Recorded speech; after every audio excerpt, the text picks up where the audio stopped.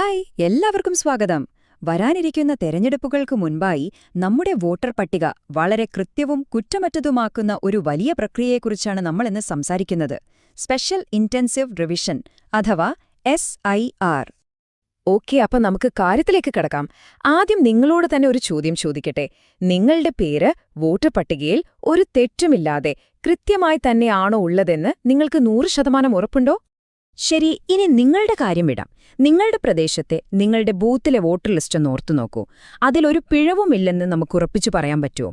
ഇങ്ങനെയുള്ള ചോദ്യങ്ങൾ വരുമ്പോഴാണ് നമ്മൾ ഇന്നത്തെ വിഷയത്തിന്റെ പ്രാധാന്യത്തിലേക്കെത്തുന്നത്. അതെ, വോട്ടർ പട്ടികയിലെ പിഴവുകൾ. എന്തൊക്കെയാണ് സാധാരണയായി നമ്മൾ കാണുന്ന ഈ പിഴവുകൾ? നമുക്ക് നോക്കാം. നമ്മൾ ഒരുപാട് കേട്ടിട്ടുള്ള കാര്യങ്ങളായിരിക്കും ഇതൊക്കെ, അല്ലേ? മരിച്ചുപോയ ആളുകളുടെ പേരുകൾ ഇപ്പോഴും ലിസ്റ്റിലുണ്ടാവും. പിന്നെ സ്ഥിരമായിട്ട് വീട് മാറിപ്പോയവർ, അവരുടെ പേരും പഴയ ലിസ്റ്റിൽ തന്നെ കാണും. ഏറ്റവും സാധാരണയായി കാണുന്ന ഒന്നാണ് ഒരാളുടെ പേര് തന്നെ പലതവണ വരുന്നത്. അതുപോലെ 18 വയസ്സ് പൂർത്തിയായിട്ടും പേര് ചേർക്കാൻ കഴിയാത്ത ഒരുപാട് പുതിയ വോട്ടർമാരും ഉണ്ടാവും. ഇതൊക്കെ ചിലപ്പോൾ ചെറിയ കാര്യങ്ങളായി തോന്നാം, പക്ഷേ സത്യത്തിൽ ഓരോന്നും തെരഞ്ഞെടുപ്പിന്റെ വിശ്വാസ്യതയെ തന്നെ ചോദ്യം ചെയ്യുന്ന വലിയ പ്രശ്നങ്ങളാണ്. അപ്പോ ഈ പ്രശ്നങ്ങൾക്കൊക്കെ ഒരു പരിഹാരമില്ലേ? തീർച്ചയായുമുണ്ട്. അതാണ് നമ്മുടെ അടുത്ത വിഷയം. എന്താണ് ഈ പറയുന്ന സ്പെഷ്യൽ ഇന്റൻസീവ് റിവിഷൻ അഥവാ SIR? വളരെ ലളിതമായി പറഞ്ഞാൽ, ഇലക്ഷൻ കമ്മീഷനിലെ ഉദ്യോഗസ്ഥർ നമ്മൾ അപേക്ഷ കൊടുക്കാൻ വേണ്ടി കാത്തു നിൽക്കില്ല. പകരം അവർ ഓരോ വീട്ടിലും നേരിട്ട് വരും. വന്നിട്ട് വിവരങ്ങളെല്ലാം ശരിയാണോ എന്ന് പരിശോധിച്ച് വോട്ടർ പട്ടിക അപ്ഡേറ്റ് ചെയ്യും. ഇതിന്റെ ഏറ്റവും വലിയ പ്രത്യേകതയും അതുതന്നെയാണ്. ഉദ്യോഗസ്ഥർ നമ്മുടെ അടുത്തേക്ക് വരുന്നു. ഇത് ജനാധിപത്യത്തിലുള്ള നമ്മുടെയൊക്കെ വിശ്വാസം കൂട്ടുന്നൊരു കാര്യമാണ്. ഇതിനെ നമുക്ക് ശരിക്കും വോട്ടർ പട്ടികയുടെ ഒരു ഗ്രൗണ്ട് ലെവൽ ക്ലീനിംഗ് എന്ന് തന്നെ പറയാം. ഒരു അടിമുടി ശുദ്ധീകരണം. അതായത് ഓരോ വീട്ടിലും കയറിയിറങ്ങി ഓരോ വിവരവും നേരിട്ട് പരിശോധിച്ച് ലിസ്റ്റ് മുഴുവനായി ക്ലീനാക്കുന്നൊരു വലിയൊരു ദൗത്യം. ശരി, അപ്പോൾ അടുത്തൊരു സംശയം വരാം. എല്ലാ വർഷവും ഇങ്ങനൊരു പുതുക്കൽ നടക്കാറുണ്ടല്ലോ, പിന്നെന്താണ് ഇതിന് ഇത്ര പ്രത്യേകത?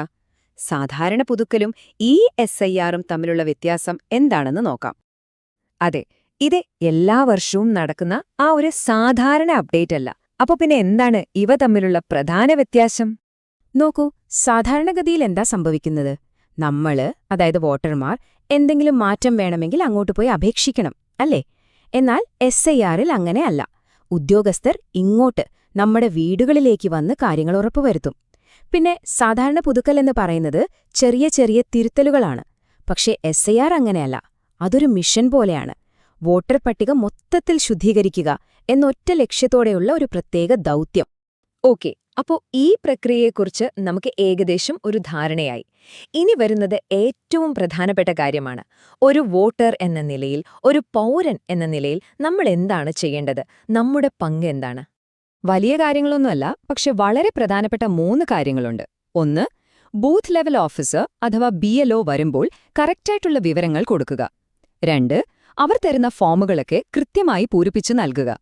പിന്നെ നിങ്ങളുടെ ആധാർ കാർഡ് വോട്ടർ IDയുമായിട്ട് ലിങ്ക് ചെയ്യുക. അപ്പോ ഉദ്യോഗസ്ഥർ വീട്ടിലേക്ക് വരുമ്പോൾ കുറച്ചു കാര്യങ്ങൾ ശ്രദ്ധിക്കണം. വീട്ടിലുള്ള എല്ലാവരുടെയും വിവരങ്ങൾ ഒരു തെറ്റും കൂടാതെ നൽകുക. ആരെങ്കിലും വീട് മാറിപ്പോയിട്ടുണ്ടെങ്കിലോ വിദേശത്താണെങ്കിലോ ആ വിവരം മറച്ചുവെക്കരുത്. അത് വളരെ പ്രധാനമാണ്. പിന്നെ നമ്മുടെ ആധാർ, റേഷൻ കാർഡ് പോലുള്ള ഡോക്യുമെന്റ്സ് ഒക്കെ ഒന്ന് കയ്യിലെടുത്തു വെച്ചാൽ കാര്യങ്ങൾ വളരെ എളുപ്പത്തിൽ നടക്കും. ഓരോ സാഹചര്യത്തിലും ചെയ്യേണ്ട കാര്യങ്ങൾ വ്യത്യാസമുണ്ട്. പുതിയൊരാളെ ചേർക്കാൻ, മരിച്ചുപോയ ആളുടെ പേര് നീക്കം ചെയ്യാൻ, അല്ലെങ്കിൽ വിലാസം മാറ്റാൻ, ഇതിനെല്ലാത്തിനും കൃത്യമായ നടപടികളുണ്ട്. ഉദാഹരണത്തിന്, മരിച്ച ഒരാളുടെ പേര് ലിസ്റ്റിൽ നിന്ന് നീക്കാൻ മരണ സർട്ടിഫിക്കറ്റ് സഹിതം ഒരു അപേക്ഷ കൊടുത്താൽ മതി. അപ്പം നമ്മുടെ ആവശ്യം എന്താണോ അതനുസരിച്ച് ഉദ്യോഗസ്ഥരുമായിട്ട് കൃത്യമായി സഹകരിക്കുക. ശരി, നമ്മൾ ഏകദേശം അവസാന ഭാഗത്തേക്ക് കടക്കുകയാണ്. ഈ SIR പ്രോസസ്സിന്റെ പ്രധാനപ്പെട്ട സ്റ്റേജുകൾ ഏതൊക്കെയാണ്? പിന്നെ നമ്മുടെയൊക്കെ വോട്ടവകാശം സംരക്ഷിക്കാൻ നിയമം എന്തുറപ്പാണ് തരുന്നത്? നമുക്ക് നോക്കാം. ഈ മുഴുവൻ പ്രക്രിയയ്ക്കും വളരെ വ്യക്തമായ 4 ഘട്ടങ്ങളുണ്ട്. ആദ്യം ഉദ്യോഗസ്ഥർ വീടുകളിൽ വരുന്ന ആ ഘട്ടം. അതിനെയാണ് എന്യൂമറേഷൻ എന്ന് പറയുന്നത്. അത് കഴിഞ്ഞ് അവർ ശേഖരിച്ച വിവരങ്ങൾ വെച്ച് ഒരു താൽക്കാലിക ലിസ്റ്റ്, അതായത് ഒരു ഡ്രാഫ്റ്റ് ലിസ്റ്റ് പ്രസിദ്ധീകരിക്കും.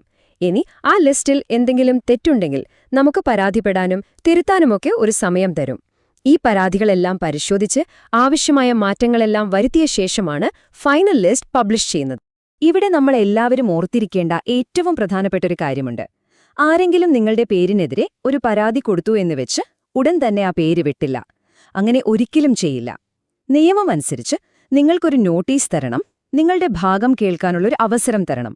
ഇതിനെയാണ് സ്വാഭാവിക നീതി അഥവാ നാച്ചുറൽ ജസ്റ്റിസ് എന്ന് പറയുന്നത്. ഇത് നമ്മുടെ വോട്ടവകാശത്തിനുള്ള ഏറ്റവും വലിയ നിയമപരമായ ഒരു സംരക്ഷണമാണ്. അപ്പോ ഈ പ്രക്രിയയുമായി സഹകരിക്കുമ്പോൾ ഒന്നോർക്കുക, നമ്മൾ ചെയ്യുന്നത് വെറുമൊരു ലിസ്റ്റ് അപ്ഡേറ്റ് ചെയ്യുക എന്നുള്ള ഒരു ചെറിയ കാര്യമല്ല, അതിലും എത്രയോ വലുതാണ്. കുറ്റമറ്റതും സുതാര്യവുമായ ഒരു വോട്ടർ പട്ടിക ഉണ്ടാക്കുന്നതിലൂടെ നമ്മൾ നമ്മുടെ ജനാധിപത്യത്തിന്റെ അടിത്തറ തന്നെയാണ് കൂടുതൽ ശക്തമാക്കുന്നത്, അല്ലേ?